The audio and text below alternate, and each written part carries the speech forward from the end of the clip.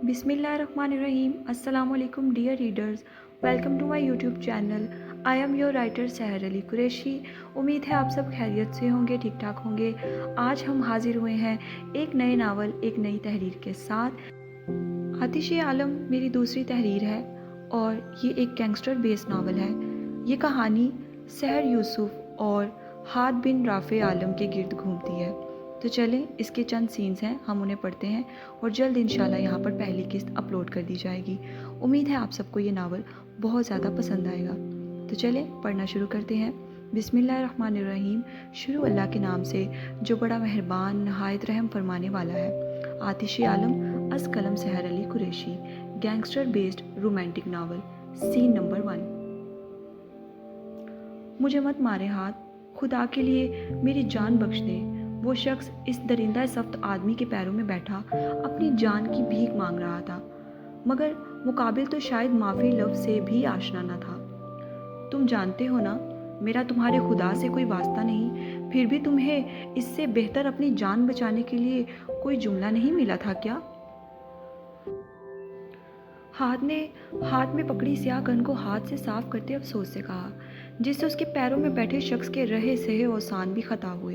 वो कैसे भूल गया था कि उसके सामने खड़ा शख्स सिर्फ नाम का ही मुसलमान है, और वो किसे खुदा का वास्ता दे रहा था जिसकी नाफरमानी वो पिछले 25 सालों से करता आ रहा है, जिस खुदा को वो माज़ल्ला मानने से ही इनकारी है.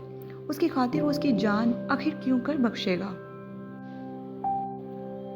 फिर अचानक एक जमाका सा उसके जहन में हुआ और हाद बिन राफ़े आलम की आंखों में एक साया सा लहरा कर गुजरा.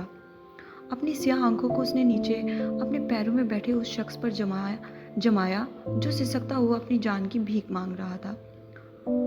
मुझे माफ़ कर दे हाद, मुझे माफ़ कर दे. वो मसलसल सरगोशियाँ करता उसके पैर पकड़े हुआ था. ठीक है, मगर मेरी एक शर्त है. मैं कुछ भी करूँगा हाद, बस मुझे जान से मत मारे. वो उसकी बात दरमियान में ही काटता तड़प कर बोला, जिस पर सामने वाले ने हाथ में पकड़ी गन का निचला हिस्सा घुमाकर उसके जबड़े पर जोरदार अंदाज में दे मारा था. नीचे गिरे शख्स के मुंह से खून का फुहारा सा छूटा और वो तड़पता हुआ मुंह के बल गिर पड़ा. तुम जानते हो ना मुझे दरमियान में टोकने का अंजाम क्या होता है, फिर भी तुमने ये जुर्रत की. हाथ की दहशत से भरपूर धाड़ पूरे आलम विला में गूंज उठी. नीचे गिरे जख्मी वजूद ने हाथ जोड़ लिए और अब खामोश रहने में ही आफियत जानी. हाथ ने अपनी गर्दन पर पीछे हाथ फेरा और खुद को पुरसुकून करके सर्द लहजे में बोला, अपनी सबसे ज़्यादा कीमती शय मुझे दे दो. और फिर कदम कदम चलता हुआ जाकर अपनी बड़ी सी शाहाना सरबराही कुर्सी पर बैठ गया. कीमती शय? बिन यामीन लबरेज आंखों से जेरे लब बड़बड़ाया. मेरे पास तो कोई कीमती शय नहीं हाथ, सिवाय एक घर के जो आपसे कमाकर ही मैंने बनाया है.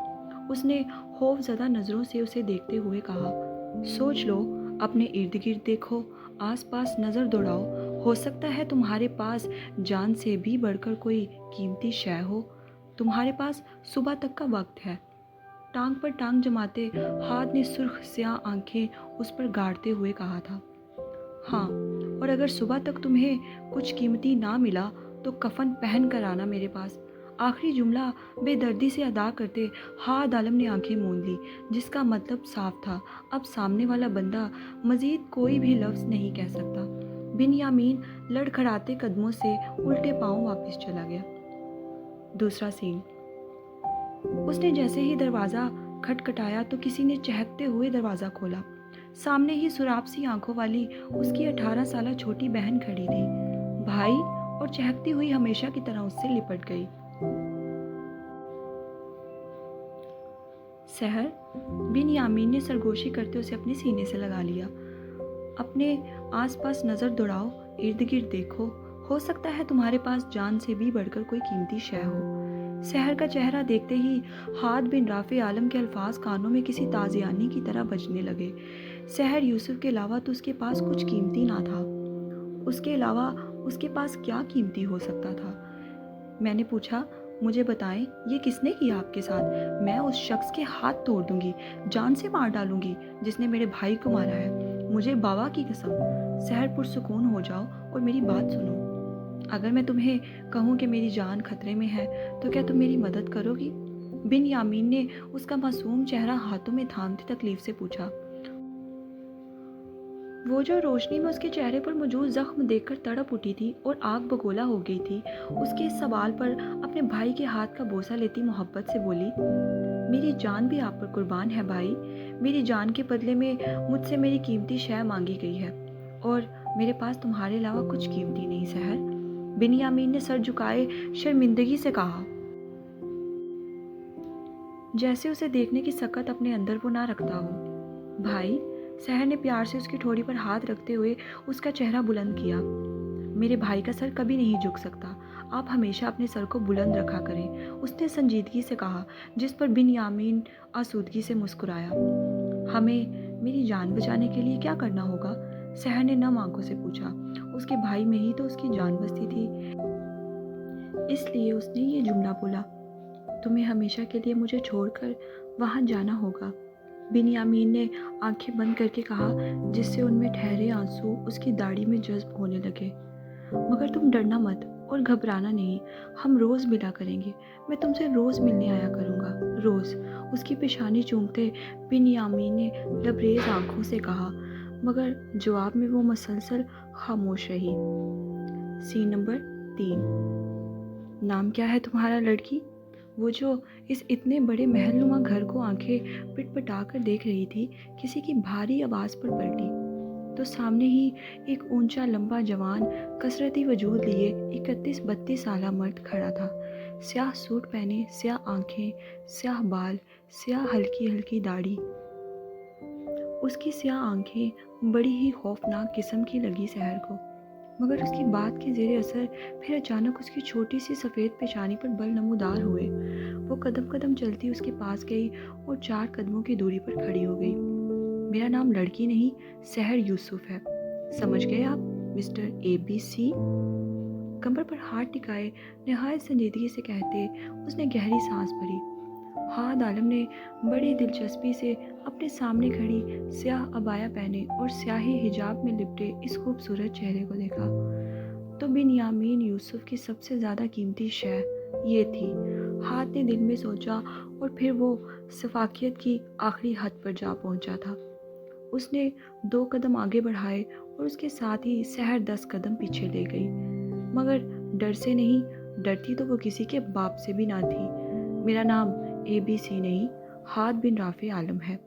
हाद ने भी उसी के से अंदाज में कहा, चेहरे पर सख्त संजीदगी थी। आलम, वो जेरे लब बोली, जैसे तस्दीक कर रही हो। Scene number 4। मैंने तुम्हें खाने पर बुलाया था। उसका दरवाज़ा पीटता हुआ वो चिल्लाया था, मगर अंदर से कोई जवाब न आया, जिस पर उसके तमाम मुलाजिमीन बेहोश होने के करीब थे। मतलब कोई था जो हाद बिन राफे आलम को भी इग्नोर कर सकता था। इससे पहले वो दरवाजे को तोड़ता, सहर ने दरवाज़ा खोल दिया। हमेशा की तरह वो अभी भी हिजाब में थी। मैंने तुम्हें खाने पर बुलाया था। उसके चेहरे को देखते वो मुश्किल अपने इश्ताल को कम करते हाद ने अपना सवाल दोहराया। आप मेरे महरम नहीं हैं और मैं एक नामहरम के साथ खाना क्यों कर खाऊंगी? उसके गुस्से से लाल बबूके हुए चेहरे को नज़रअंदाज करती वो सर्द लहजे में हाथ सीने पर बांधते हुए तसल्ली से गोया हुई। हाथ ने उसे अजीब नज़रों से देखा, जैसे वो कोई पागल था। फिर अगले ही लम्हे जबड़े भेज कर बोला, इस घर में मेरी हुक्म अदबली कोई भी नहीं करता और ना ही ऐसा करने की जुर्रत कोई अपने अंदर रखता है। समझ गई तुम? इसलिए मैं आखिरी बार कह रहा हूँ, आज से तुम खाना मेरे साथ डाइनिंग टेबल पर खाया करोगी, हमेशा, वरना तुम भूखी रहोगी, तुम्हें खाना नहीं मिलेगा। And I really mean it. सुर्ख उसीले चेहरे से कहता वो वापस जाने के लिए पलटा था, जब सहर की आवाज़ समाज से टकराई। एक नामहरम के साथ खाना खाने से बेहतर है मैं भूखी रहना पसंद करूँगी। उसके तरक कर जवाब देने पर हाथ आतिशफिशां सा बना पलटा और तेज़ी से उसकी ओर लपक कर झटके से उसे दीवार के साथ लगा गया। तुम एक नामहरम के घर में ही रह रही हो, सुलगते लहजे में कहते उसने सामने वाली के कानों में सूर फूंका था। उसके हाथ का लम्स अपने बाजू पर महसूस करके उसे उस जुमले की इतनी तकलीफ ना हुई थी जितनी उस नामहरम के लम्स की हुई थी। दूसरी तरफ उसके बाजू पर हाथ की पकड़ बहुत कमज़ोर और नर्म थी। सहर ने झटके से उसे अपना बाजू छुड़वाया और फिर अगले ही लम्हे एक जन्नाटेदार थप्पड़, वो जो बड़ा गैंगस्टर बना फिरता था, द ग्रेट हाद बिन राफे आलम के रुखसार की जीनत कर दिया था। थप्पड़ इतनी जोर का ना था, उसने अपनी ताकत के मुताबिक मारा था, मगर हाद आलम को लगा उससे भारी थप्पड़ उसने अपनी ज़िंदगी में नहीं खाया। इसे आप मेरी मजबूरी समझ लें, उसने लड़खड़ाती आवाज़ में कहा। मैंने महज अपने भाई की जान बचाने की कीमत चुकाई है, समझ गए आप? वो चिल्लाई थी। आइंदा मुझे छूने की कोशिश मत कीजिएगा। दोनों हाथ उसके सीने पर रखती वो उसे पीछे को धक्का देती धाड़ी थी, और एक कदम पीछे होकर वो खड़ा हो गया था और मसलसल उसे सुर्ख नज़रों से देखता रहा।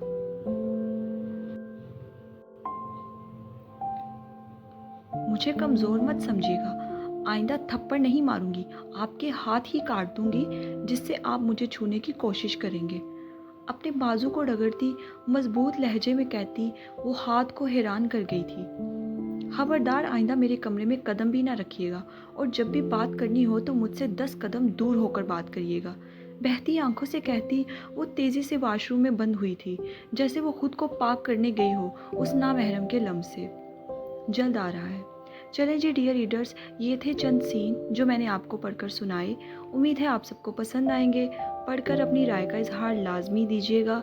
जल्द इंशाल्लाह हाजिर होंगे इसकी पहली किस्त के साथ। मुझे दे इजाज़त। अल्लाह हाफिज़।